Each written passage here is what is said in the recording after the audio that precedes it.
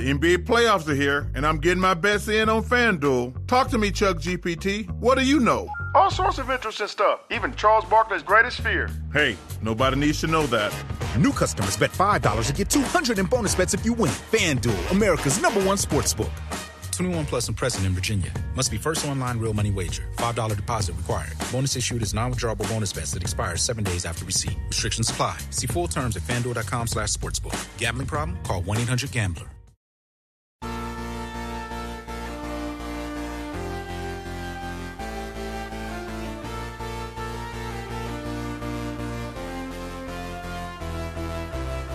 Hello and welcome again to Fast Talk, your source for the science of cycling performance. I'm your host, Chris Case.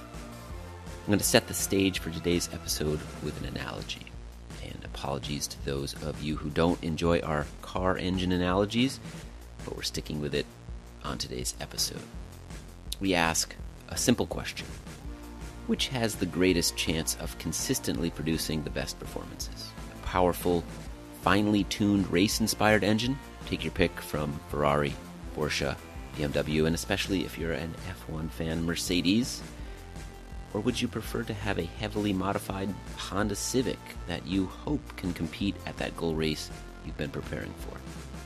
Bringing it back to cycling terms, is it more beneficial to build a robust, complete physiological engine and then apply it to or activate it for different race situations? Or is it better to work on specific attributes of your engine given the specific demands of a particular race? The answer, it turns out, has as much to do with training philosophy as it does to physiological principles. In today's episode, we analyze which is more appropriate for you and which leads to the best performances and the best athletes. It'll likely become pretty clear where Coach Connor and our main guest, Jim Miller, stand on the matter. Jim, as Chief of Sports Performance, leads USA Cycling's athlete development programs. In his previous role with USA Cycling, after a 2-year hiatus took him to Training Peaks, Miller helped the United States earn 14 Olympic medals and numerous World Championship titles since 2001.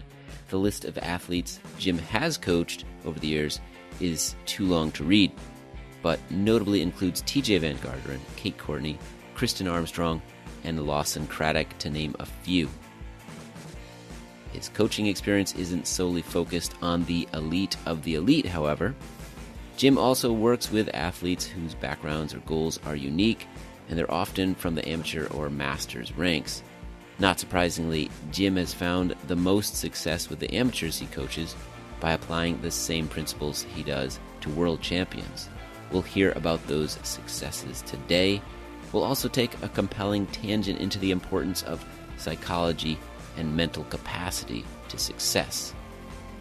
On today's episode, we'll also hear from American pro Kiel Reinen, data analyst and coach Tim Cusick, and World Tour physiologist Inigo San Millan. All that and much more today on Fast Talk. Let's make you fast. This episode of Fast Talk is brought to you by Whoop. Now, Trevor, I know you've convinced some athletes that you still coach that Whoop is a valuable tool, so maybe give us a little overview of how you use Whoop for the art of coaching. It's just like using the other metrics. I want to see how hard they're training, I want to see the work they're doing, but I have learned with my athletes that's an incomplete picture. And I have sub-athletes that have real good stamina and can push through things until they cook themselves. I have other athletes that can't handle it very well. Getting that Whoop data from them every week is remarkably valuable. You know, I asked them to send me the summary of the week, and I want to see on Whoop, there's this week view where it shows you your strain every day. That shows you your recovery level every day. And I have seen, like I said, every athlete is different. Some athletes can tolerate it better than others. And you get to know them. But I certainly have some athletes where if that strain is always higher than the recovery, they're getting in trouble. We need to find a period of time to recover. For a lot of my athletes, I want points in the week where recovery is higher than the strain. and vice versa. But it is actually a very valuable metric that I can't see anywhere else. And it gives me a complete picture of the week that I can't get just from the training software.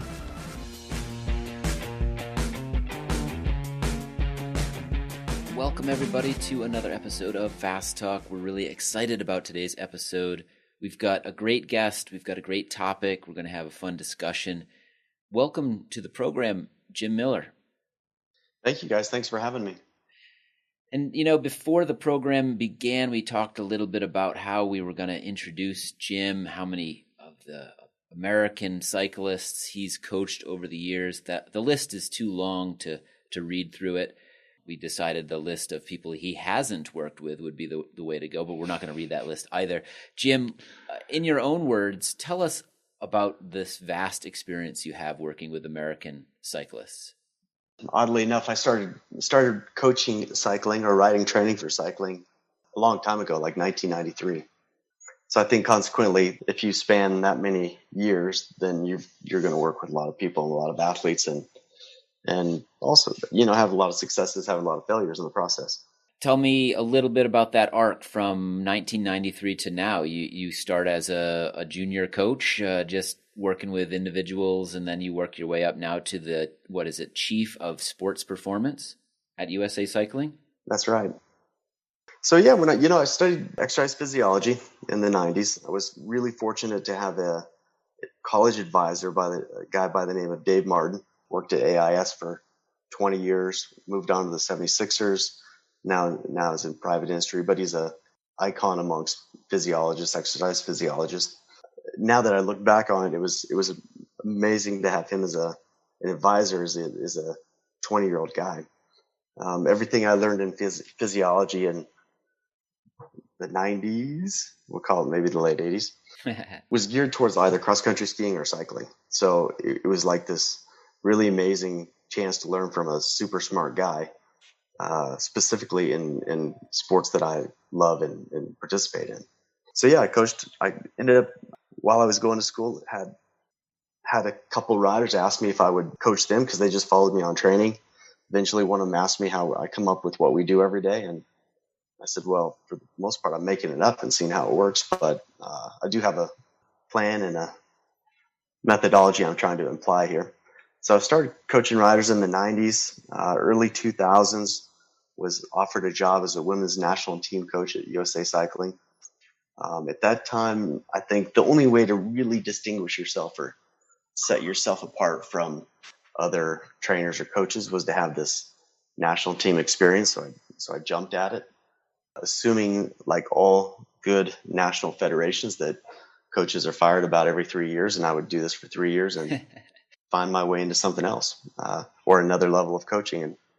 And it didn't quite work that way for me. I sort of began to take on more responsibilities, take on more roles at USA Cycling, become responsible for more programs, more disciplines, all the way up into 2017-18, where I was overseeing all the programs, took a brief hiatus to go work at Training Peaks, and then came back this year as basically the same role, but a little bit different setup and structure and title.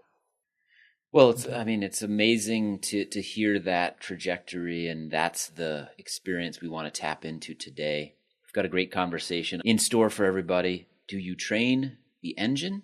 Do you make that engine as best you can? Build it to be as efficient and powerful and sophisticated as possible? Or do you train for a specific event? That's the debate we're going to have.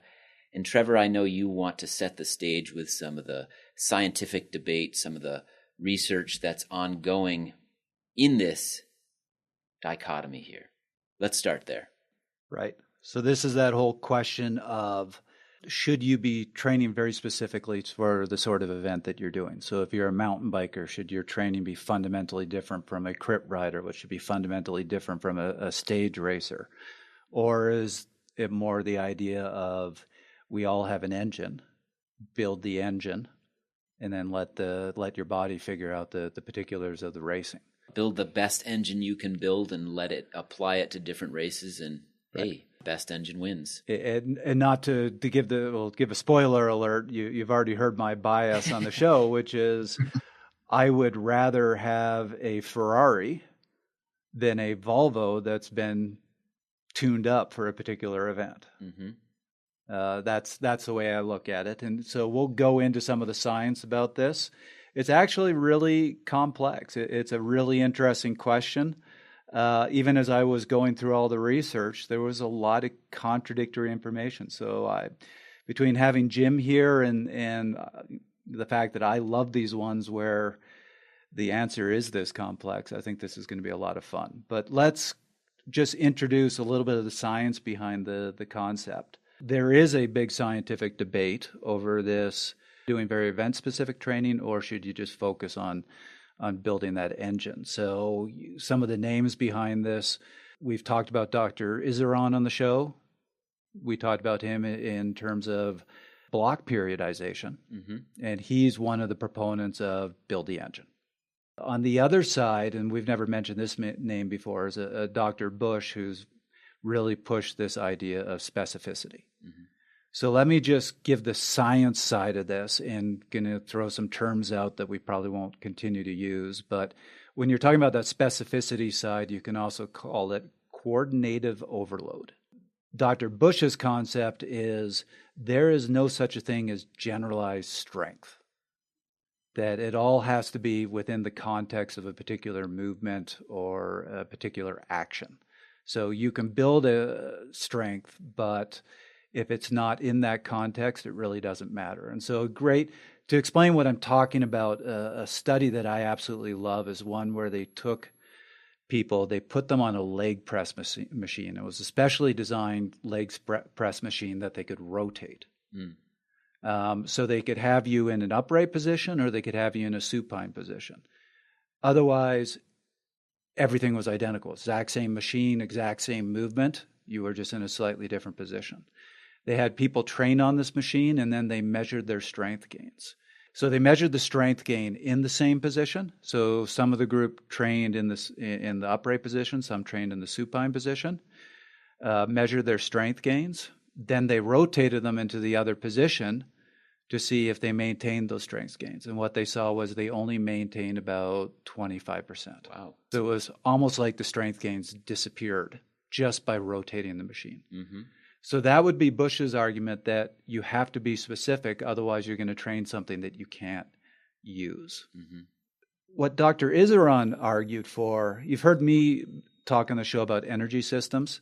He actually referred to it as capacities. So his argument is, no, you need to develop these capacities. You need to hit them very specifically. This is based on very much a Newtonian or traditional exercise physiology principles. So this is actually called general overload. And his argument is you need to produce an overload. And we've talked about this as the fundamental principle of training. You need to create a stress that your body can't handle, which is the overload, and then let your body adapt to it. And so his argument is your body adapts capacities or energy systems. So you need to target those. And then you can use those capacities for the actual specific movement. So it's build the engine, then let the engine figure out how to do the particular work. Right. It's interesting because in there you're using the terms general and specific, and you're using it in both settings, and that's why some of this can get confusing. It can sound a bit contradictory, but that's why we're going to take our time and walk through this and slowly. We haven't even started, because here's going to be the first contradiction or confusion. Some of you might listen to that and go, but if you are targeting a particular capacity or energy system, isn't that being specific? Right. Good question. Which is spot on. And so the argument here is there's external and internal specificity. So this idea of train your event, so the Bush model, that specificity model is actually talking about external specificity. Your movement matches the event, so that's external. Where the general overload, the more Iseron promoted model, is internal specificity. Mm-hmm. You are targeting specifically internal systems. Right. So there's your first bit of confusion, is actually you can argue both are specific. Yes. It's just a different type of specificity. And just to, again, spoiler alert, as we get further down the road here, you're going to discover that internal specificity in some ways isn't very specific at all. Yep. And so a study that I love to give you to explain that is the good old bicep study, where they had people train just their right arm. And at the end of the intervention, they discover that, lo and behold, their left arm gets stronger too, even though they never trained their left arm. That's crazy. So that's the argument that maybe we're not as specific as we thought. Kiel Reinen is an experienced World Tour rider with Trek Segafredo, who has an exercise physiology degree from the University of Colorado. I did an interview with him a few years ago where he brought up the engine versus specificity question in order to answer a completely different question. His thought, however, was very insightful. Well, most of your readers aren't scientists. Just using logic is usually where I start. There's a handful of things that come to mind. First, what are we doing in training, really? We're trying to get ready to race, and not just do races, but hopefully do well at those races. Right. So there's a certain amount of specificity that comes in training, where initially, if you think about it just quickly, the goal of training is to simulate racing. So if you're going to race San Remo, you should go out and train for 7 hours. If you're going to do local crits, maybe an hour of high intensity is what you're looking for. But that's not, if you sit and think about it a little bit more, that's not necessarily the entire picture. If your goal is to get better at the events you're doing, simulating them to a T isn't necessarily going to get you the gains that you want to see. For example, never in a race do I do 8 minutes of threshold followed by a 30-second sprint followed by 10 minutes of 40-20s. That's way too exact. It doesn't happen exactly in racing, but it turns out that those intervals in that order cause a certain type of adaptation. And that's what we're looking for, is adaptation, and adaptation that will get you better at racing. Jim, did you have anything you want to add to this? No, that's pretty good. Now I'm confused. Good. Hopefully by the end of this, we can unconfuse our listeners and ourselves. But I'll admit to you, preparing for this, I kind of threw my hands in the air and went, wow, this is a confusing subject. It is. Also something that I think is debated quite a bit, actually, when you really start to think about it and you think about the discussions you've had with other coaches and the philosophies or methodologies they apply, then you realize you actually have this discussion quite a bit. Yes. So it's a good one to unpack, I think. I think it's a really important one because when I was reading, I actually read a great review, and we'll put all the references as usual up on the website, but I read a great review comparing Bush to Iseron, and it was all founded on this whole overload principle. And we have said time and time again, that is the fundamental principle of training. You have to produce a stress, an overload that your body can't normally handle, and then your body adapts to it. So this is really getting at what is the best way to overload the body. And eventually we're going to get to giving out some advice about what that looks like. Where do we go from here, Trevor? Well, so there's just two other points I want to bring up in this scientific debate before we get into the more practical. One is, again, going to the overload. You can't overload a race. Your body doesn't have here's my crit system. So if you overload that's being specific. So that, again, if you're training for a crit and you're doing specific crit training, that is external specificity, but it's not internal specificity. So the argument that's been made against that approach is you have to hit multiple capacities or multiple energy systems. And to produce enough stress to overload each of those, you run the risk of overtraining. And that has always been Iseron's argument, and that's why he moved to the block training. If you look at block training, it's you do these short cycles where you just hit one or two systems at a time and really try to overload it. So that's an important thing to remember. And the way people who talk more about the specificity, the way they address that is with variance. So that's the good old, you have a runner that runs with weights on their legs to produce that extra overload, things like that, or sprinting in the sand to make it a little bit tougher on you. The other important thing to remember is most of this debate has been more in skill-oriented sports. So talking about sprinting or talking about a lot of your track and field type events. Cycling, relative to a lot of other sports, is a low-skill sport. And more importantly, you're doing most of your training on the bike, so you're actually doing the pedal movement. So to a degree, any training on the bike necessarily has that specificity to it. I guess I'd ask that question of Jim.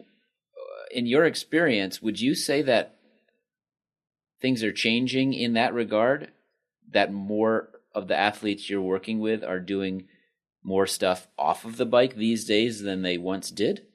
I'd most definitely say yes. And specifically, I think more strength training. I think in the past has been not necessarily or prescribed often. And the general idea being that if you lift weights, you build muscle mass, which is heavy, and then you have a power to weight issue going the wrong way. But then the other way to look at it, for me anyways, is more muscle equals more power. So if you build a little bit of mass, but you can produce more power, then you're going in the right direction. Jim, what we're really excited to ask you about, and I think this will be the bulk of the rest of our conversation, is what have you seen from experience? Do athletes do better when they do training that is highly specific towards their event? Or do you find it's more the generalized, let's build that engine as optimally as possible and then let their bodies figure out the event? What's been your experience? I really liked your analogy earlier. Would you rather have a Ferrari or a Volkswagen? And I think in all scenarios, you'd rather have a Ferrari. When I think about this, it's interesting. I go back to this, if I think about the late 90s, we were all doing this periodization, one energy system at a time, 3 weeks at a time with a week off. It was like, classic Wampa periodization. Year after year, I kept realizing that in June, everybody would crack and fall apart. We'd got to the point where we'd end up riding in a week or 2 weeks of rest in June so that they could finish out the season. As I really started to think about that, I'm like, this is a little bit crazy because it's so much intensity that you're too tired from training to race effectively. I think, I took that idea and I think around 2004, 2005, AIS published a paper on women's World Cup racing, road racing.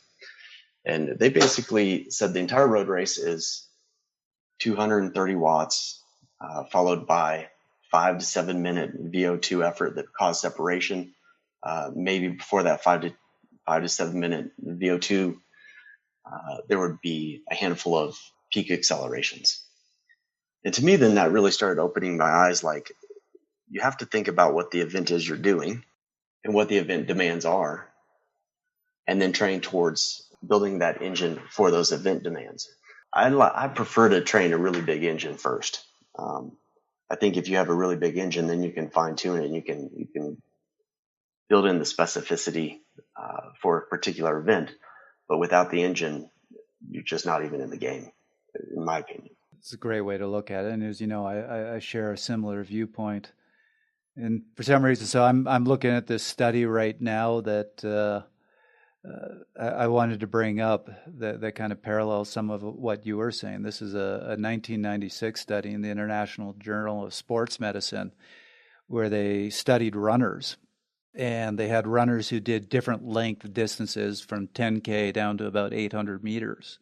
And some of the surprising findings of this study were that the runners who spent their time training at race pace performed worse than the runners who tended to just have a more generalized training approach. And what they found was the best runners in all lengths were the ones who tended to do a lot of more moderate long distance training with some high intensity running. So again, this is a study from 1996. I found it a really fascinating study of specificity. I'm interested. Is this what you found when you said you changed the approach with the athletes when you were seeing them all pushing over training? Is this consistent with what you were doing? Yeah, I think it's super consistent. I end up calling this training like Endurance Plus. So if you're a world tour guy, you have to spend 5 hours at 300, 320 watts, and they just ride. And then the races are decided 5-6 hours into this. And it's really quick. It happens really quick, right? It's 5-6 minutes, 10 minutes on a climb, and then they're done and they're back at threshold. But if you can't metabolically be efficient enough to get to that 5-hour mark, you don't even get a chance to race on that climb. Yeah, I want to jump in here for just a second to hopefully clarify or confirm what I think a lot of listeners might have in their mind. And Trevor, we talk about these high zone 2 rides right below aerobic threshold. Is that what Jim is essentially describing here? And we espouse those as really beneficial. You don't want to do those every single ride, but they do, like he said, they sort of they don't fatigue you, but they give you a lot of load. Important to point out, so you're talking about pros doing 5-hour rides at 300 watts. For a pro, that is a zone 2 ride. Yeah, right. Yes, as frightening as that sounds, which is why most of us will never beat a pro, because we're all sitting there at threshold while the pro is sitting there reading the newspaper. Yeah, exactly. To his point, is they can sit there at that level because of the massive quantity they've done at that level, and they're not super fatigued when it gets to the decisive moment, that 5 to 10 minutes where they have to get over that climb. Right. And so this was a study I was going to bring up a little bit later, but I think it's worth bringing up now. And this is a hard one to explain. It's a 2013 study in exercise and sports science. But they compared cyclists to runners, so very trained high-level cyclists to high-level runners to untrained athletes to get a sense of the distribution of their strengths. And without getting too deep into this, especially because I actually reread it last night and went, I'm struggling to fully get this. But when you talk about that, so they call it severe, but that zone 3, that above lactate threshold, really high intensity, they basically said in cyclists, untrained, and runners, all 3 cases, that represented about 30% of what they call their amplitude, their overall strength. And to clarify, you're saying zone 3 here in a 3-zone model. In a 3-zone model. So that's that above threshold, really high intensity. They said what differentiated cyclists, runners, and untrained was that zone 1 in the 3-zone model. So that below aerobic threshold. So what we were just talking about, what the pros will spend 5 hours training in. For high-level experienced cyclists, that was 52% of their capacity, where for an untrained, it was less than 40%. Let me simplify this. Your top end is always 30% above, whether you're untrained, highly trained, whatever. And it doesn't seem like training is going to impact that very much. Where you see the gains is in those lower intensities, and that pushes everything up. So, Jim, is that along the lines of what you're saying? Yeah, exactly. You don't have to use names here, but I'm wondering if a case study of a particular athlete you worked with over the years might be helpful to hear about here, whether it's somebody that came to you and had a completely different philosophy, or a coach that was driving them into the ground and you had to take them out of that mindset and that coaching rhythm and apply this model to them, or if it was someone that just didn't know what they were doing, and so you had to sort of build this durability by having them do a lot of these heavy load, relatively lower fatigue, high zone 2 rides in a 5-zone model. I'd probably have I don't know how many of those scenarios that have happened through the years. I think a big challenge when you start working with an athlete, and one is to understand what their strengths and weaknesses are, of course. 2 is to really, really understand what their event is. But then 3 is how you're going to get there, like with a long-term vision and not just a short-term vision. And then you can start breaking down what they really need to focus on. I think for me, with that high aerobic endurance or that zone 2 area, you can spend a lot, like we discussed earlier, you can spend a lot of time there, and you really can develop an engine. I think regardless, and Trevor probably agrees with this, but regardless of what event you end up doing, the engine is critical. And you see this all the time with athletes. We train, we work hard, you spend 50 weeks a year for 2 good weeks, but in those 2 good weeks, you can do it all. You can sprint, you can climb, you can time trial. You become almost, it feels like fatigue resistant, but then it's gone. So I always try to build that engine so that you can have a very high level. You bring people up to that as frequently as you can to that level. And then if you add specificity to whatever the event is coming up, like if I think, for an example, a time trial, and we can even use Kristin Armstrong as an example. We spent a massive amount of time building that motor. When we came to whether it was Beijing, London, or Rio, specificity of that particular event or the demand of that event, then we would spend a lot of time doing a lot of different intervals in that time frame. So maybe a specific example to that, if we start with Beijing, is this was essentially a 30-minute time trial. It was straight up, straight down, 20-minute climb followed by a 10-minute descent is essentially what it was. I think in this particular event, you had to touch the brakes exactly one time. So while we spent a ton of time doing zone 2 rides, a ton of time doing threshold, a lot of time doing strength endurance, a lot of her intervals were on the climb that we found that was almost identical to Beijing, or mimicked it. And we did almost every effort on that hill, that interval. So if it was strength endurance, we did strength endurance on that climb. If it was threshold, we did threshold on that climb. If it was over-unders, we did them on that climb. If any sort of workload we did on that climb. Consequently, when she got to Beijing, and her climb that she was training on was probably slightly longer and slightly steeper than the Beijing course. Beijing was actually easier for her. That was an easier race for her. So it almost sounds like with her, you were doing work that focused on the engine, building the engine, but you were bringing in an element of specificity by working on a climb that was similar to what she was going to be doing at Beijing. Yeah, that's exactly what we did. And did you bring in that specificity in terms of the terrain more? I would assume that you worked towards bringing more of that in at closer to the event itself. Yeah, exactly. That's exactly how it worked. Early season, when we were focused on that engine, it could be everything. I mean, she would race everything. She would race local Pro 1-2 races with the men. She would race international races with her trade team in Europe. So terrain was irrelative. If it was windy and flat in Holland, great. If it was climbing and hard in the Alps in France, great. But as we approached the Olympics, probably 12 weeks out, then that specificity of that climb became really important and really significant.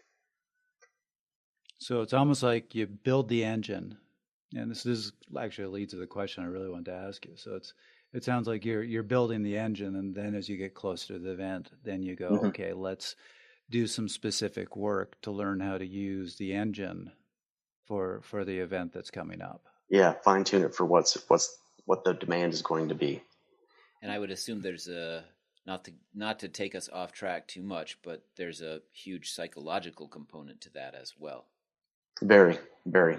I mean, I think this is one thing that trainers and coaches forget, is that training is the means, not the competition. And the competition is what you're actually trying to succeed at. I think too many, and I've also become guilty of it, where you're looking at the training data and you almost have a confirmation bias of saying, see, I was doing it right and the training was right. We just didn't perform on race day.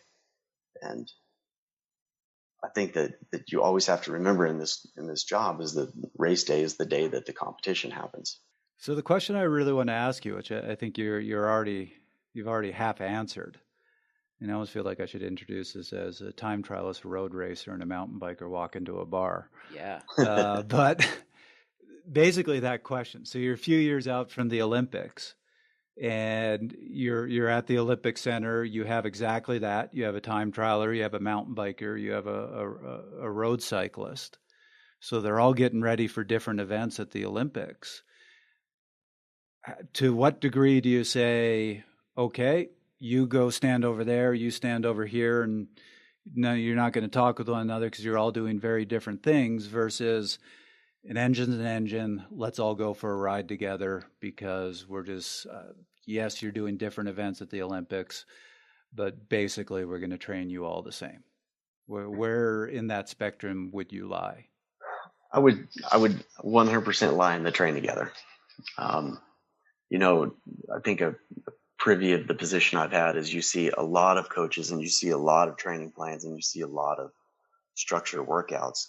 And I have to say that more times than not, I look at a lot of these structured workouts and I'm like, my God, if I had to do that workout and I had to cut and paste it onto a piece of paper so I could follow it or replicate it, stem.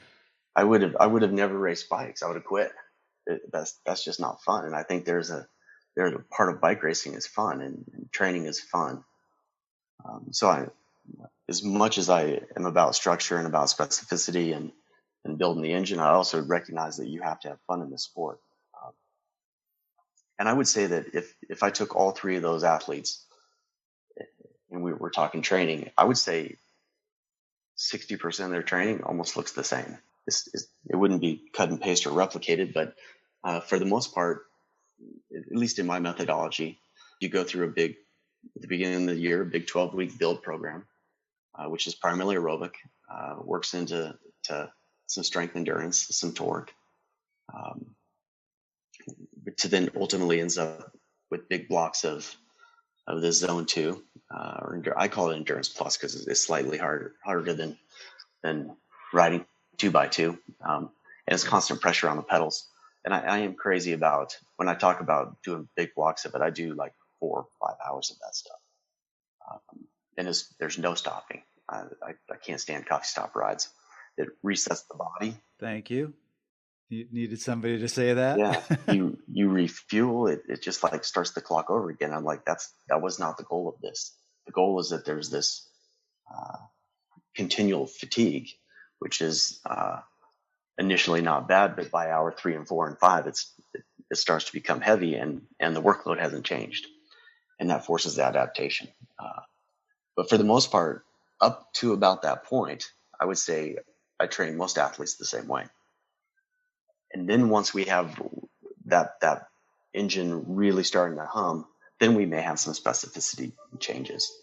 And that's, for me, I look at it a little bit. I think what I've been really good at is the ability to break down an event to what it really is and what a particular athlete may need to be really good at that event.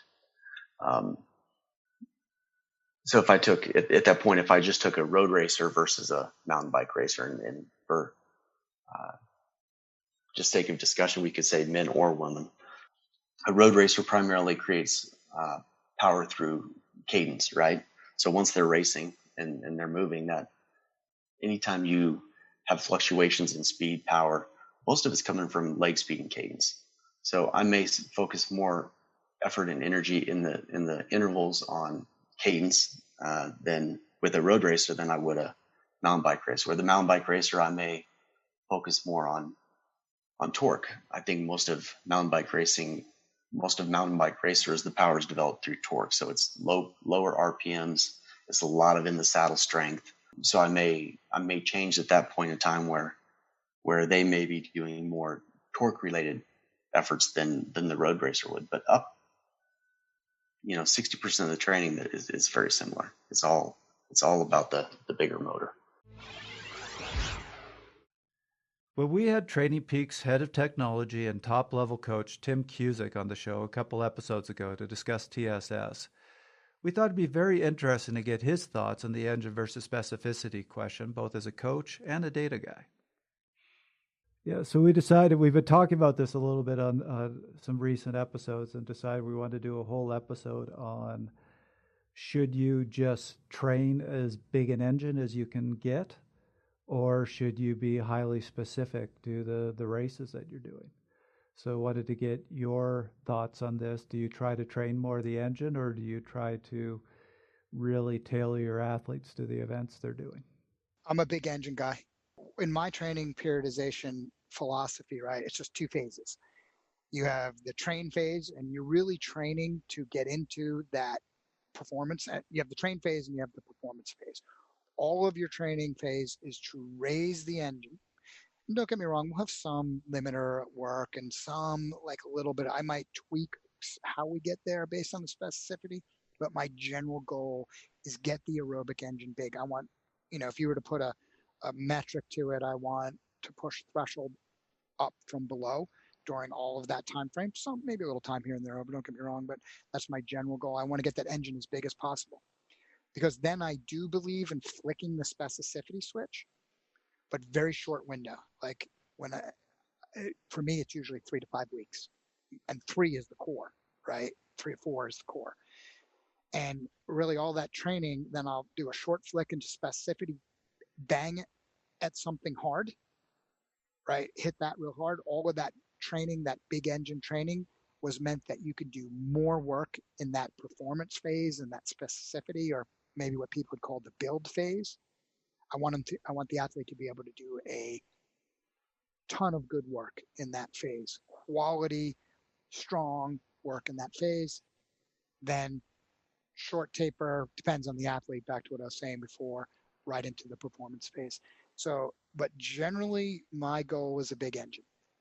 One of the things that Andy taught me early is that threshold really is the number one indicator of performance success. And time again, I have to say that has come true. That doesn't mean you don't need specificity, you don't need skill, the crit rider example and this and that.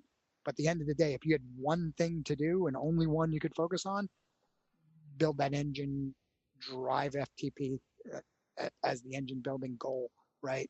And then if you get a little specificity around that, take it. Question this brings up in my mind, and this goes back more to your point about Kristin Armstrong, and you were saying essentially you got 52 weeks in a year, and 2 weeks matter. So you can spend a lot of time building an engine and then introduce race specificity, whether it's through terrain or efforts or both, and get her ready for that target. The wrench that I want to throw into the conversation is, does this conversation apply to most amateurs? Because they might not have the luxury of building or spending all that time working on their engine and then applying the specificity. They might want to just race 15 times a year across 5 months. And I know, Jim, you probably don't have all that much experience with amateurs. You'd be surprised. Yeah. Okay. Well, good. I want to hear from both of you. How does this apply to the masters racer out there? If I was going to make an argument for specificity, it would be more on the pro side. For the amateur, a lot of whom are just having some fun, I'm just going to say, let's just build an engine, because A, that's fun. B, you generally aren't spending 4 years targeting a single event. Why would you want to be that specific? The only place I'm ever really specific with the masters athletes I work with is when that is really consistent with the having fun. So, for example, I have one masters athlete I work with. He did one crit and said, never again. Yeah. And he loves time trialing. So we're being time trial specific simply because he gets enjoyment out of that. Yeah. And he's mostly doing this for enjoyment. Trevor's exactly right. It applies maybe even more to amateurs. I actually will take on masters riders if whatever they're trying to accomplish is interesting for me. But secondly, it challenges you to think differently. And that's, I think, the thing with training is you have to be really good, you have to really think about it and think from a different angle and think from a different mode or a different discipline, or how are you going to approach it. A couple of years ago, I took on a 72-year-old who wanted to go to Masters Cyclocross Worlds. And I'm like, Okay, that's super interesting, right? I mean, I've not coached anybody who's 72 years old before. It's cyclocross, so for a 70-year-old group, they're looking at a 35-minute race. So you could break that down and say, well, look, we just need to be able to do repeats of 30 seconds on, 15 seconds off all day long, and he'll be perfect. Or you can make him more fit than he's ever been in his life, and he can absorb those efforts that are coming at him, and consequently probably absorb more than he could produce. So his best chance of an outcome is with just a bigger a higher level of fitness, and absorbing those efforts as they came towards him, which is what we ended up doing as well. A year ago, I took on a 35-year-old racing masters and basically did the same thing. Just like, look, you spent years and years and years and years doing these short intervals and this high intensity training. I'm like, but you've never really took the chance to do 20-hour weeks or do 18-hour weeks or 17-hour weeks, whatever you have time for in your professional life and work and family. We'll still keep the intensity in there, keep that intensity involved, but you're probably already pretty good at it. And if we can just build a little bit more fitness on that, you can probably do a lot more than you've been doing. So I'd agree with Trevor that in an amateur athlete, that extra focus or emphasis on aerobic capacity is probably going to be more rewarding than the effort on the high intensity side. So I want to take a bit of an about face here and go back. You brought up, and I appreciated this, you have looked at some of this interval work that's been given to athletes and just gone, that'd make me quit, or I'd have to put a roadmap on my handlebars just to know how to do this. Mm-hmm. What is so getting back to the specificity question, what is your opinion on intervals? So we've had Dr. Seiler on the show who has taken more of the approach of it's just time at intensity, however you want to cut that. Versus there's a lot of people go, well, you're this type of rider, you got this type of event, so you have to do this specific order of intervals because that's highly specific to the event. What's your feeling? Are intervals, or do the intervals really need to be tailored to the event type? I tend to agree with Seiler on most things. I love listening to him talk. He's extremely knowledgeable in his field, and that Southern drawl just kind of sucks you in. Yes, it does. We were talking about that mix between a Texan accent and a Norwegian accent. You could just listen to it all day. I've never heard that before. He's got a smooth delivery, that guy. He does, and whether I don't know. I agree with him.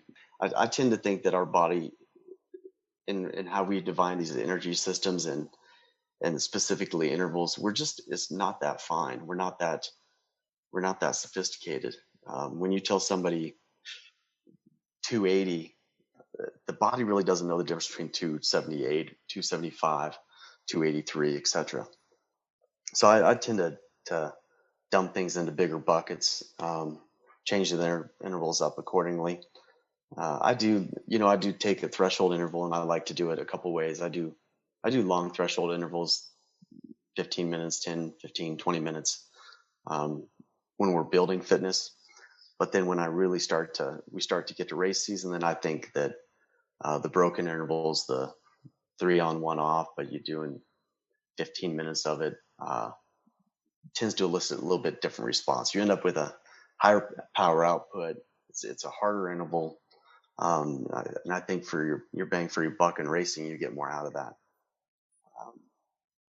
But honestly, I think that Seiler's right, that a lot of this goes into big buckets, and it's number and duration. So I actually last night tried to find some studies that countered this. And again, this goes back to that contradiction. We talked about building the engine. You want to target the particular capacities. And so here's our next contradiction, which is I kept finding in the studies exactly what you're saying, which was high intensity is high intensity. It just doesn't matter. So I found one study of cyclists where they had one group of cyclists doing they're comparing it to your VO2 max power. So one group was doing their interval work above VO2 max. The other group was doing what they were calling submax intensity, so about, I think it was 90% of their VO2 max, so pretty close to their threshold. And they were looking at improvements in time trial performance, and both groups had exactly the same improvement. They had another study in runners where they were looking at improvements in their 10K time. And they had one group of runners, again, doing more threshold type work, and they had the other group of runners doing sprint work. So super short, super high intensity, and again, exact same improvement in their 10K time. Mm-hmm. So just again and again and again, it was just simply, you got to do some high intensity work. And I did find studies that said, well, if you don't do high intensity work, no, you can't perform that well. So you have to have some. But after that, it just doesn't, all this belief that, well, sprint work trains this and Tabatas trained that and threshold trains that, it doesn't necessarily seem to be panning out. It sounds like that's kind of what you're saying as well. I think I'd probably break my buckets into that, above threshold, below threshold, at threshold, maybe below threshold, and then just that aerobic zone. But within those buckets, then, yeah, mix it up, change the number of intervals, change the length of them, change the power slightly, change the requirements, but I still think they group into those three main buckets. And so Dr. Seiler actually even did a study about this, and his conclusion was the most important thing is the mix. So going back to that whole overload principle, the issue with high intensity is it causes a lot of autonomic stress. So if you do too much high intensity, you cook yourself, you overtrain. So you can only handle so much of that. But the problem is if you can only do so much high intensity, you might not get enough of a stimulus for an overload. So what they ultimately concluded is the best way to train the engine is that mix of a couple high intensity sessions with a lot of that zone 1 or in the 5-zone model, zone 2 work that doesn't seem to produce a lot of autonomic stress, doesn't seem to push you towards overtraining, but gives you that extra stimulus that you actually get an overload. Yeah, I think that's right. And that's really consistent with how I look at it and do it as well. I think that let's say above threshold, the VO2 systems, they also train really quickly, right? So where you can spend months trying to improve a threshold, if you commit a couple weeks to VO2 work, that system and those powers really they respond and they jump up really quickly. You don't see that with the aerobic powers. So I think that when you do that, you do have to be careful with it. You do have to manage the fatigue, or more appropriately manage the rest. But they also respond really quickly. For those out there listening who think, oh, I can polarize my training by sitting on the couch for 4 days and then 2 days a week I'll just go out and do some threshold intervals, that's not going to work. On the flip side, for those who are like, I'll polarize my training by, or not polarize it, but I'll just do a whole bunch of long, slow aerobic threshold rides, or these high zone 2 rides, or endurance plus rides, whatever name you give to them, that's going to do something, but it's not going to be everything for you. So what you're saying here is there has to be a combination of these things, of volume and intensity in the right balance. It's something we've said 100 times before. This is a more nuanced way of saying the engine is most finely tuned with a really good balance of long and slow and hard and intense. And that was certainly in the research I read, it was basically, you got to do high intensity. Whatever your type of high intensity you do, doesn't matter that much. But if you only do high intensity, you don't see a lot of results. If you only do low intensity, you don't see a lot of results. It's in the mix. And the last thing I'll point out, and look, I've been looking forward to this conversation because I got to pull out all my favorite studies for this one, is this great study by Dr. Larson, or review, it wasn't actually a study, which is the train for intense exercise performance, high intensity or high volume training. And this is actually the study that really dives into that whole PGC1 alpha channel. and talks about the 4 ways that you can stimulate it and says basically low intensity stimulates it one way, high intensity stimulates it another way. And what you tend to see is the high intensity way produces gains very rapidly, but they peak also very rapidly. Mm-hmm. Low intensity seems to cause improvements very slowly, but there's obviously always a limit, but the limit is much, much higher. So you can see much bigger gains. Yeah. And that's, if there's any way I could summarize it, that's the gist of everything I've read. It's this additive effect. You hit all of these energy systems and you get something out of them by targeting them in some way, and the collective gains that you see from each of them adds up. Yep. Did I say that well? I don't think that I said that well, but I think people get the point that this is, maybe it's logical to us. I don't know that it's logical to everybody, but this combination is additive. Yeah, I think you said that great, to be honest. I think, there's also something else to when I think about intervals also in doing this kind of work is the psychological preparation of it. And, at the sharp end of a bike race, there's every voice in your head saying you can't do this. And there's generally one voice saying you can. So you're fighting a lot of things. But I think in training, when you do a lot of this work, and when I go to this Zone 2 or this Endurance Plus stuff where it's just hours of grinding at that power and constant pressure on the pedals, mentally you start to believe that you're doing something more than others and you're capable of this. I think the same thing happens with VO2 work. If you do, 5x5 is my favorite, and I think it's the least favorite everybody I know that races bikes. And there's plenty of studies that would suggest that there's other ways to improve VO2 other than doing 5x5. We know that 5x5 works, but that psychological battle of 5x5, that hardens people into warriors. It is tough. It is nasty. And so I do think a lot about the mental aspect of the physiological work we're doing as well, and what that mental outcome is. And really, I think if you look at most of the riders I coach that have been successful, everybody would describe them as a warrior. When they go to race and they get in the arena, they're not the one you want to come across. One of the first interviews I ever conducted for a training article was with Dr. Inigo Sanbalan, the head physiologist for UAE. It was over the phone, and I had no idea how to record interviews, so forgive the quality.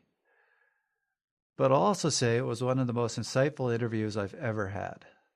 Dr. Sanbalan dives into the physiology behind training the engine. So really the question I wanted to ask is the best training purely race-specific, or should the best training be targeting physiological systems, even if you're doing work that isn't that race-specific?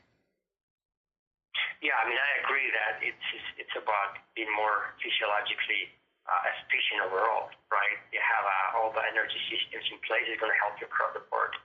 And that's something that we see in all the world-class athletes.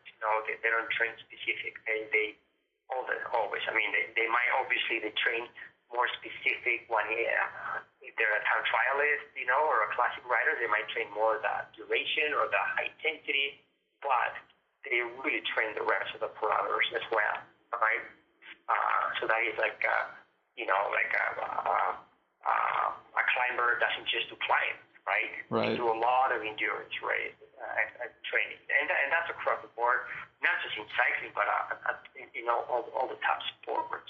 That's about you. You need to have all the energy systems in place and well developed as much as you can, because they complement each other. And again, you might have you might be a quick rider and just do crits and 1 hour effort, and therefore you're increasing a lot that glycolytic capacity of the fast twitch fibers with all the elements. But again, you're not going to be able to clear out as much lactate, right? Because you're not going to, if you don't do more endurance-based training, you're going to miss a good component, Therefore, you're going to be you're not going to be able to improve. To give you 100% at the end of a criterion, Whereas if you have all the elements in place, you're going to travel through the criterion much better. Same as sprinter, this is something, and I've done this with quick riders. I've done with many quick riders. You have a great turbo, great glycolytic capacity, but you can't clear out the byproduct of that turbo, which is lactate, for example. So you need to improve your aerobic capacity, through increasing the slow twitch fibers, and they have great results. Same thing for sprinters. You're a sprinter, and it's all about sprinting. But no, at the end of the day, at a race, the sprinter not always is the fastest wins, but it's the ones who gets there the freshest.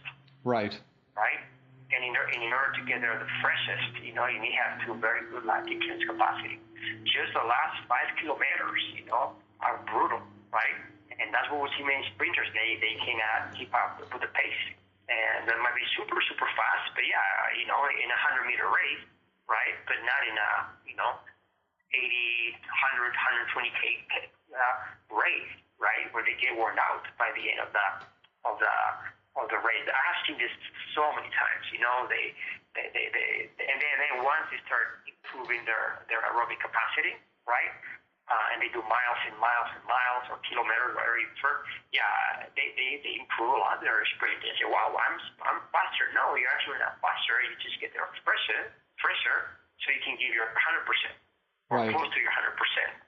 What would you say are the key physiological systems for cyclists? I think the key physiological systems is definitely the glycolytic system, which is where you win the races, right, in that high-intensity effort. The glycolytic system is key. You need to have very well-developed systems. If you're a sprinter, obviously you need to have all the ATP, PC system right in place, very good. And there's a bit also of genetic component there. And then lastly, it's absolutely key to have a good lactic clearance capacity system. And that happens, by improving the mitochondrial function. And also the slow twitch capacity to clear lactate, which at the same time, as I always say, kill two birds with one stone. If you improve mitochondrial density, you're going to be able to clear lactate better, and you're also going to be able to utilize fat better. So it's going to preserve glycogen for the last part of the race. So it's about all the support system, the glycolytic capacity, the lactic clearance capacity, and the fat oxidation capacity. Those three systems are key. And it's all different training for each? Yes, that's what I believe I see. And these are kind of the concepts that I term the metabolic training, that I would like to kind of push for that concept, So it's the metabolic training is about training all the metabolic events or the metabolic parameters, right, that you're going to be needing or having during the competition. Right, so in the competition, it doesn't matter what kind of competition, you're going to need high glycolytic capacity, right? You're going to need, high sprinting capacity towards the end, and you're going to need also high lactic clearance capacity and high fat oxidation capacity, right? So that you need to train you need to metabolic train, right? All these components. And so for the glycolytic, we're talking very short, high intensity. For the fat oxidation, obviously we're talking about that training below 2 millimoles. For the lactate side, be able to clear lactate. You need that the slow twitch muscle fibers, right? And that's the maximum the mitochondrial lactate oxidative complex. Right, which is mainly in those type 1 muscle fibers, so you have to stimulate those, and therefore also the transporters. But also you need to also stimulate the glycolytic capacity because it's going to help you to export lactate outside the cell. But that's the thing, that the two complement each other, because the lactate produced in the fast twitch muscle fibers is cleared mainly in the slow twitch muscle fibers. So that's why you need to train both fibers. So you really feel that you need to either be training at that below 2 millimoles, or you need to be training well up above 4 millimoles to stimulate these different systems? Yeah, I agree. And those are at least the two metabolic points that I clearly see in the laboratory, right? That area where it's kind of, I see that point where like that there's the two major events that I see again is the maximal fat oxidation that corresponds to the first break point of lactate, right? And at the same time corresponds to the first spike in glucose utilization. Boom. That's one point. And the other polarized is like higher intensity, which is kind of like, fat oxidation disappears. Lactate just at the second break point that just really spikes. And carbohydrate utilization, it really increases dramatically. And that's turning those two metabolic events, right? I think that it's going to improve on performance. How would you respond to the specificity proponents who say most of racing is actually done between 2 and 4 millimoles, so that's where you should be doing all your training? Well, that's a very good question too. And to be honest, the way I mean, I would not say like polarized. That's what I'm fan of. I think that I definitely contemplate those training. That's what I call the zone 3, right?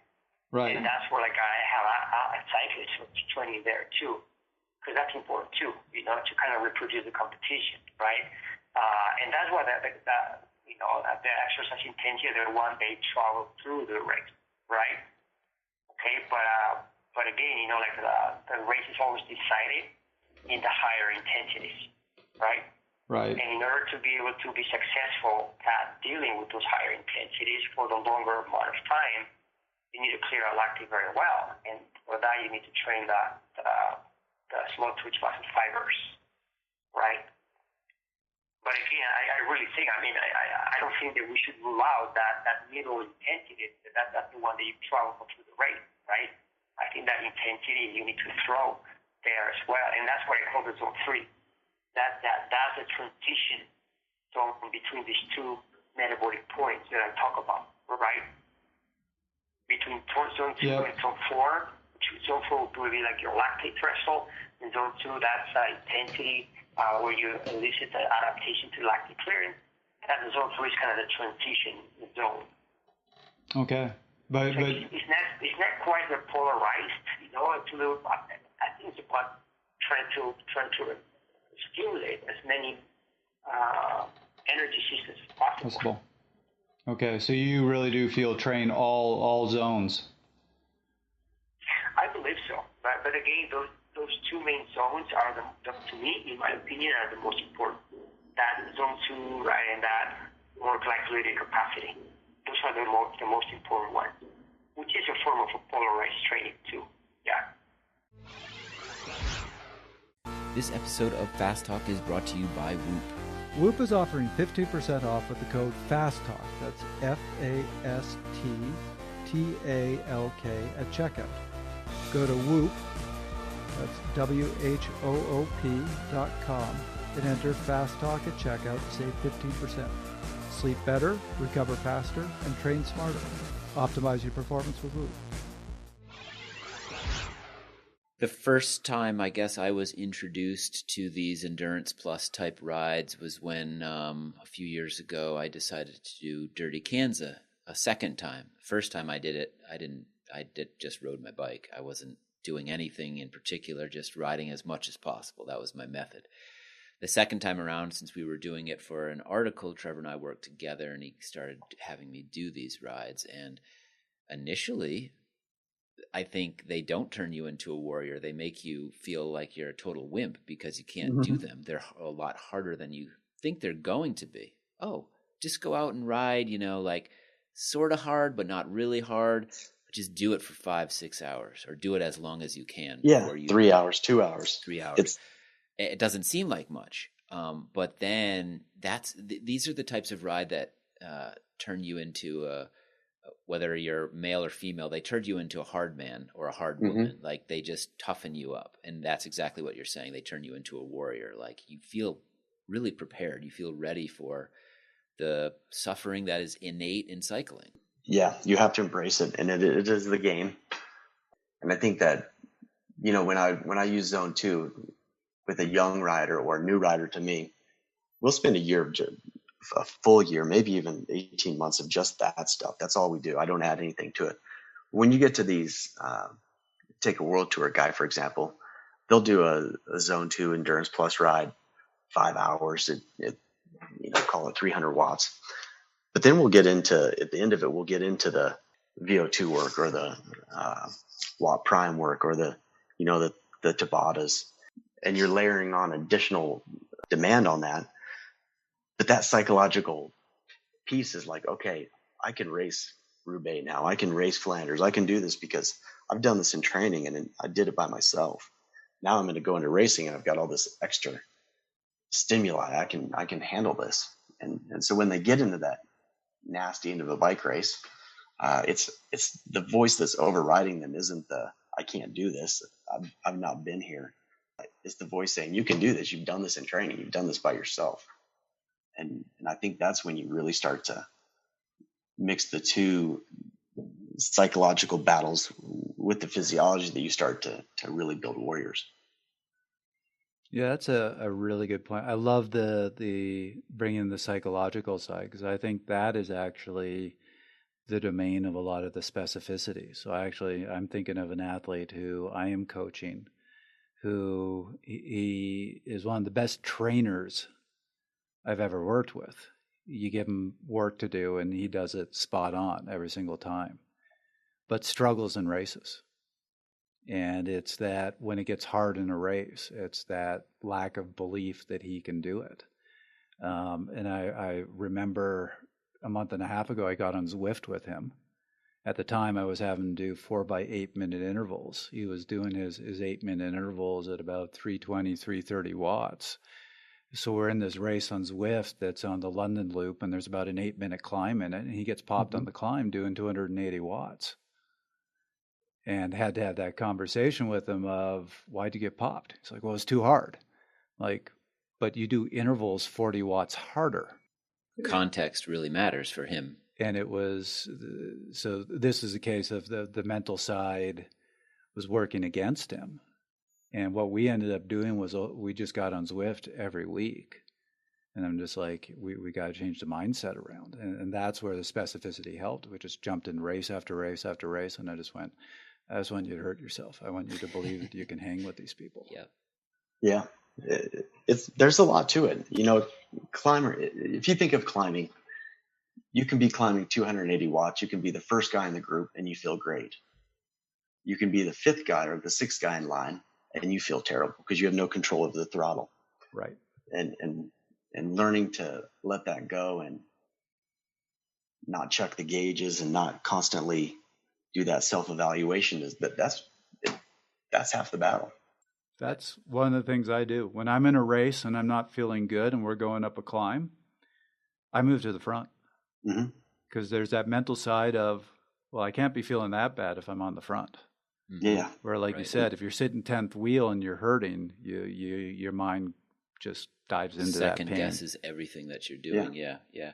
And I love that. I love that side of the sport. First wheel on a climb, you're like, I'm hurting, but so is everybody else. 10th wheel on the climb, you're like, I'm hurting, but the 9 guys in front of me aren't. Right. Well, it also, I think some aspect of that is if I'm on the front, I'm doing the hurting. If I'm 10th wheel, I'm being hurt. So you are either dictating it or it's being dictated to you, and it's much more comfortable place to be the one dictating the pain or the pace or both. Yep. Jim, again, not to get off track here, but how much of this type of psychology work do you do with these elite athletes that you're working with? We're talking about some of the best American cyclists in history, I guess you could say, with their gold medals, in multiple gold medals. How much work are you having to do with them to toughen up their mind? I probably do a ton, but it's become innate to me. And you also, I do think I get the benefit of the reputation now. So I think athletes are much less inclined to call me and tell me they can't finish a workout than they used to be. They don't want to let me down. They don't want to disappoint me. They don't want to tell me they can't do something. So I think I get the benefit of the doubt that I'll have athletes suffer through something before they'll call me. But I think I work on this all the time. Kate Courtney, actually, she spoke about this before, so I don't mind bringing it up. We had a training block she did a couple of years ago when I first started working with her. And I always like to say that there comes a time in an athlete's trajectory when they're working with you that you have to show them how tough they are. They don't know how tough they are. Kate was finishing a big block. I specifically put in a 5x5 at the very last day. I knew going into the last day that she was already tired. She was already cooked. She was pretty young. She was 21 then. I knew my phone was going to ring all day long. And you didn't answer the phone, did you? I didn't answer the phone. I sat there and watched it ring. Didn't answer it. Another 10 minutes would go by. The phone would ring again. The phone would ring again. Finally, after what I thought would be the end of the interval session, I picked up the phone and she was in tears, and she's like, I can't do that. That's so hard. Oh my God, that was mean. You know, you're being mean. And when she was done talking, I'm like, but did you do with him? And she's like, yes, every single one of them. I'm like, did you do them at the power prescribed? She's like, yes, every single one of them. I'm like, then you could do it. See, you're better than you think you are. She's like, but you have to admit that was mean. And I'm like, okay, right. I'm like, if that's what I admit that, then fine. But that day, I know 100% that she realized that she was way better than she thought she was. She was capable of way more than she thought she was capable of. And from that day forward, she started walking with more swagger straight away. Yeah. And I'm like, that is when you have a dangerous athlete.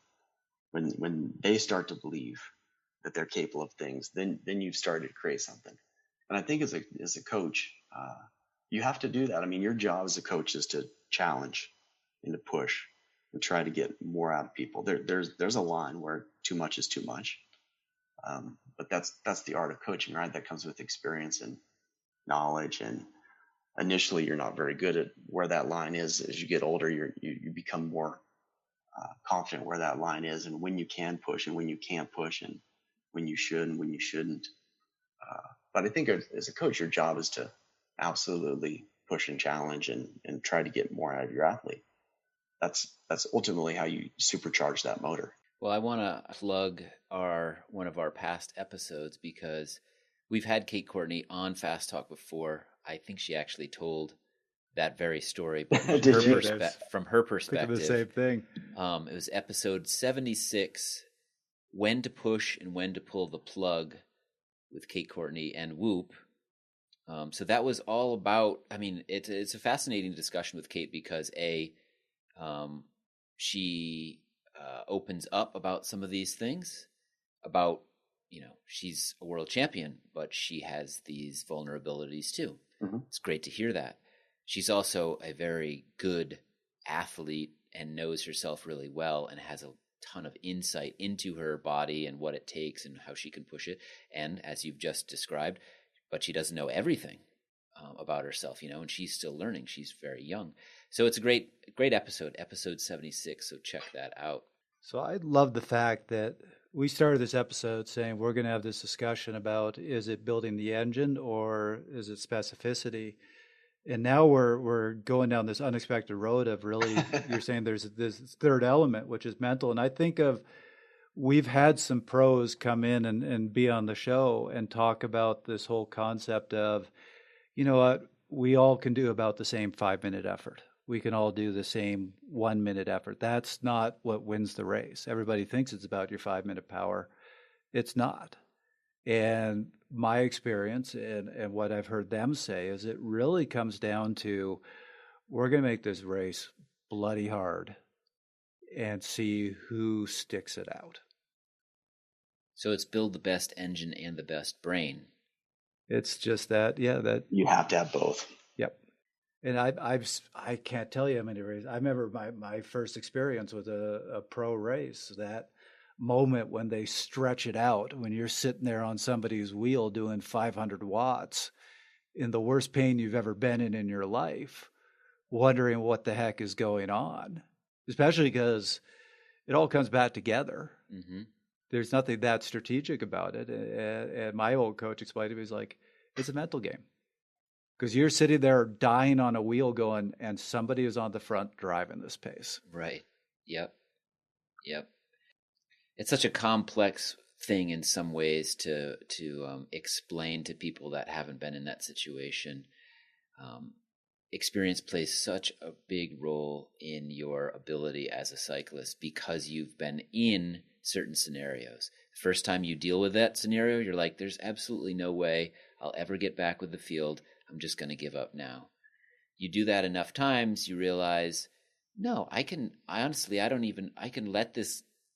sit on these wheels all day. It's going to come back together. And you get a sense for those types of things, or you get a sense for how hard and how long you can tolerate those painful moments and come back from them, and then perhaps even surge ahead and win. So yeah, building the best brain you can is the third component here that we didn't put in the title of the show, but it's a big component here. And part of that can be worked on in training, as we've spoken about a little bit here, and part of it comes through racing and racing alone. Jim, a question for you then. When you are trying to bolster somebody's mental capacity, mental strength, their psychological attributes in training, do you have tricks that you use here, not unlike what you just described, turning off the phone and letting Kate Courtney suffer through that so that she does realize she's capable of something? Are there any other examples here that you want to give? I think for me, it is probably intuitive for me, but I think a lot of times as a coach, you have to believe in them before they can believe in themselves. They start to believe in themselves because you believe in them. But that, I guess when we talked about pushing and challenging, probably the other word I should have thrown in there is encouraging, right? You have to encourage them to do that. You have to encourage them to try. You have to encourage them to fail. And inevitably, when you're challenging somebody and you're pushing them into that uncomfortable zone, they're going to fail. And you have to encourage that. And when that happens, then you have to pick them up and you have to dust them off and let them fail well, and let them fail without being a failure. I think that's a really important part too. When people fail, is to not make them a failure for failing. They're two entirely different things. And to fail in something is just part of the process. That's how it works. But it's through that failing that they become persistent and resilient. And I think when you're both persistent and resilient, then inevitably you'll become successful. The success then just becomes a byproduct. I think we have said that before, and that's been something that I believe in strongly, which is if you are never failing, if you're winning every race that you're in, you're not challenging yourself. Yeah, and that's training too. I mean, you can't win every training day. You can't set PRs every single day. That's a very good point. Some days are just going to suck, and that's how it is. Yes. Yes, for sure. Yeah, when they do, then fine. They sucked. You know what? Today wasn't awesome, but you got through the interval session, or you got through the work the best you could, or in some cases you didn't even get through it, and that's just how it is. That's done, and move on. I'm sure this has been your experience as a coach. This has certainly been mine, but one of the most frequent calls is when an athlete has that not so great day on the bike, and they immediately want to know, what does this mean?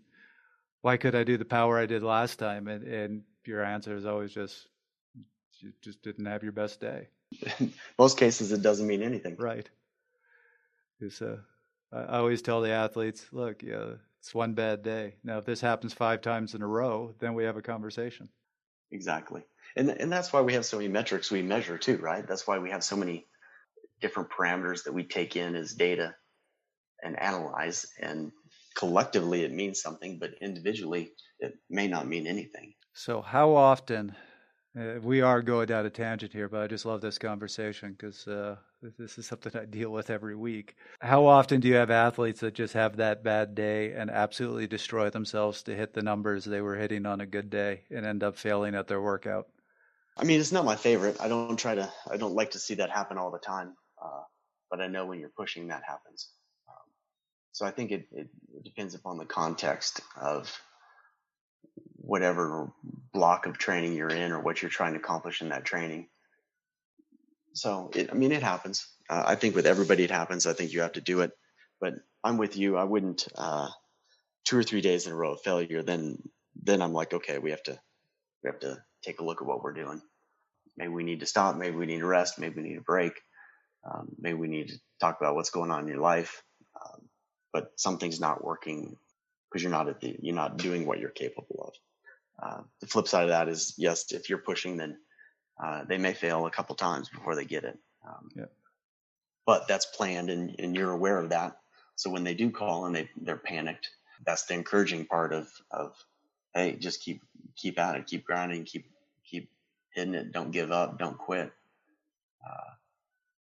And I think that's where you really, knowing those two different things is where you really start to be able to know when to push and know when not to push.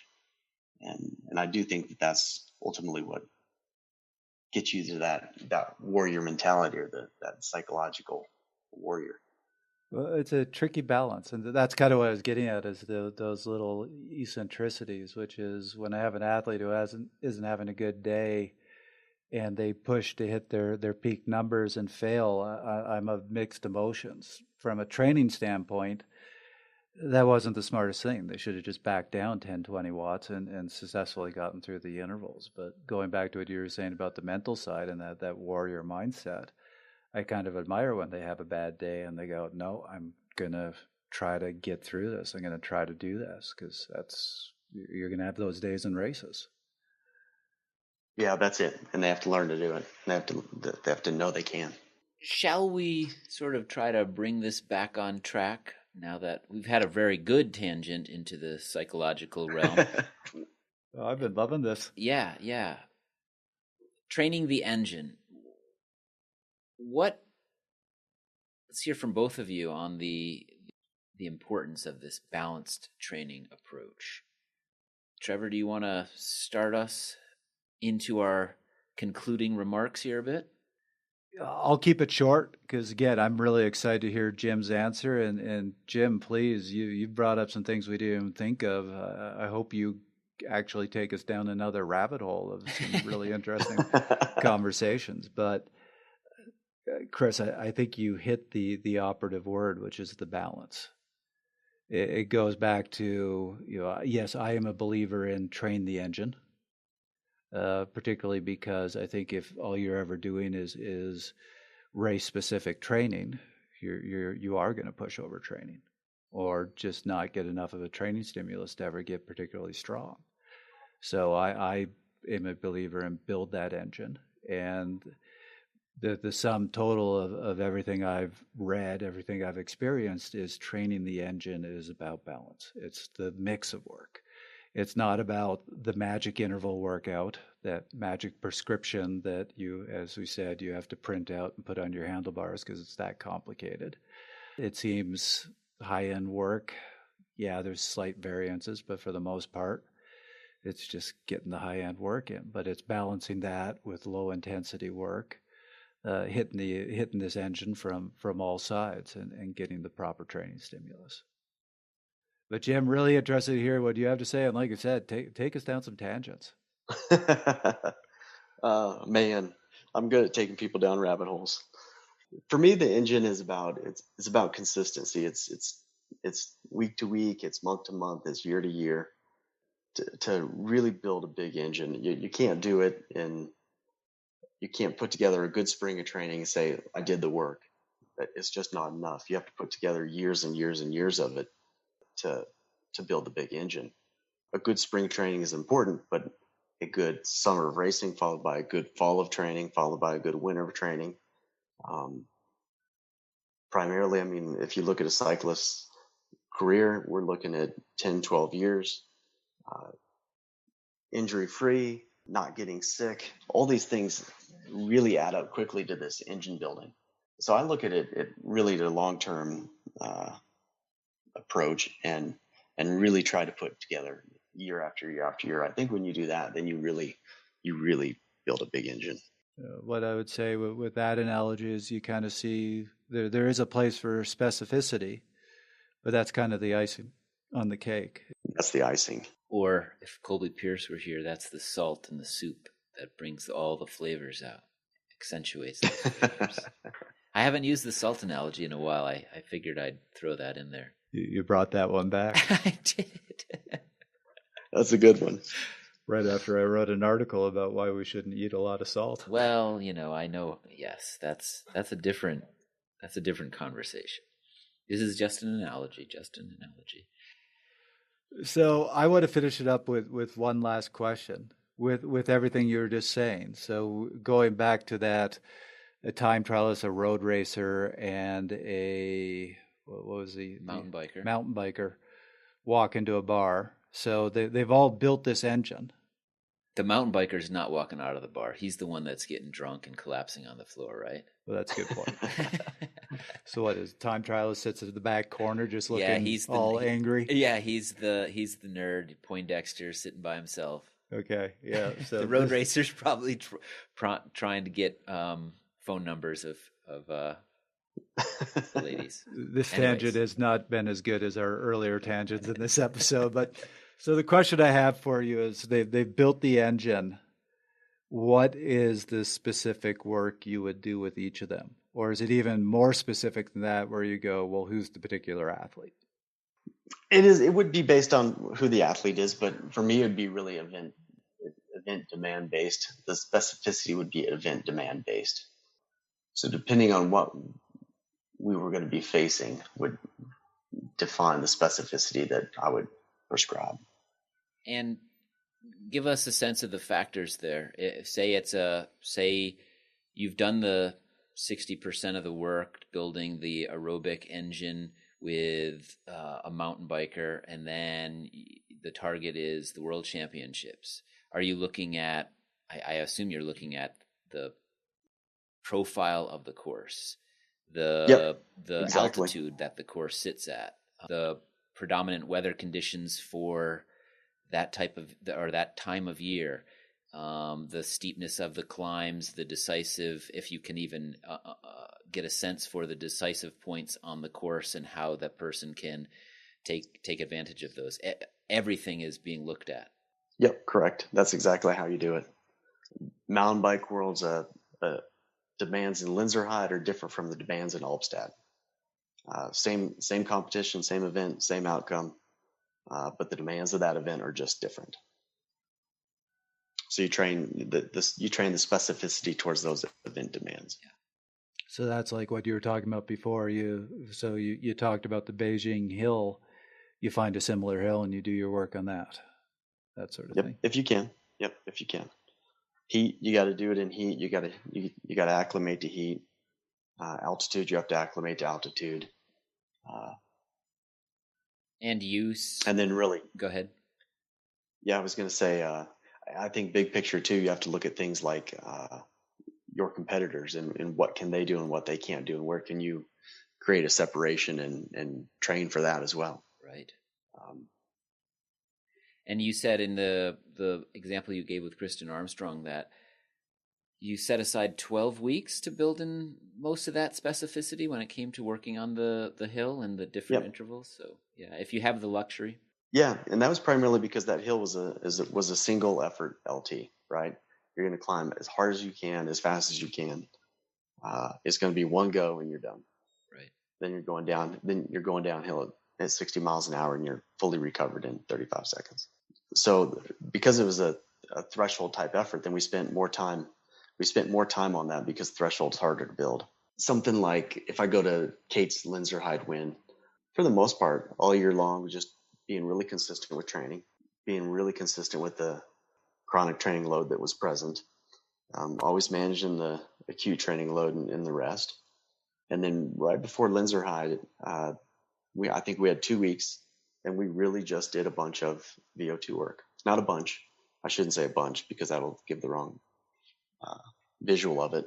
But we had a focus on the VO2 work or the event demands for that race. So as a listener of Fast Talk, Jim, you hopefully are familiar with our 1-minute take-home messages that we like to close the episode with.